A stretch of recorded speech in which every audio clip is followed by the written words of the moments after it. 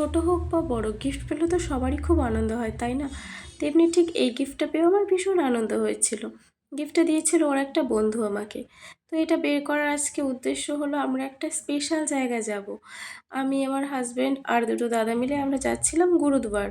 পাশেই একটা আমাদের দাদা থাকে, উনি হচ্ছে পাঞ্জাবি। তো উনি প্রতি সপ্তাহে গুরুদুয়ার যায়। তো পাঞ্জাবি গিয়ে তো আর কখনো গুরুদুয়ার যাওয়া হবে না। তো চেন্নাইতে যখন আছে তাহলে চলো তার সঙ্গে এখানেই চলে যাই। তো চলে গেছিলাম গুরুদুয়ারে। দেখো জায়গাটা কত সুন্দর না? সত্যি আমি এর আগে কখনো যাইনি। প্রথমবার যখন গেছি না, গিয়ে মানে আমার মনটা পুরো শান্তি হয়ে গেছে। এত সুন্দর পরিবেশ, শান্তশিষ্ট ছিল। আর ওখানে যারা দুপুরে গিয়েছিল তাদের সবার জন্য খাওয়া দাওয়ারও আয়োজন ছিল। আর খাওয়া দাওয়াটা একটু অন্যরকম ছিল, আমার তো খুব ভালো লেগেছে। আর ওদের নিয়ম কালচার রীতিনীতিগুলো না আমার ভীষণ ভালো লেগেছে। ওখানে গিয়ে না কোনো মানে মহিলা যারা মেয়ে ছিল মহিলা ছিল না, তারা কেউ মাথা থেকে ঘোমটা নামায়নি।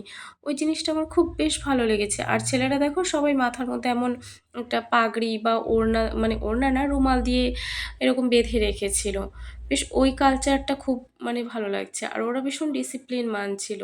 কেউ একটুর জন্য মাথা থেকে মানে ওড়না সরায়নি। দেন আমরা ওখান থেকে ঘুরে একটু কিছু ফটো তুলে নিয়ে বাড়ি চলে এসেছিলাম। ভিডিওটা কেমন লাগলো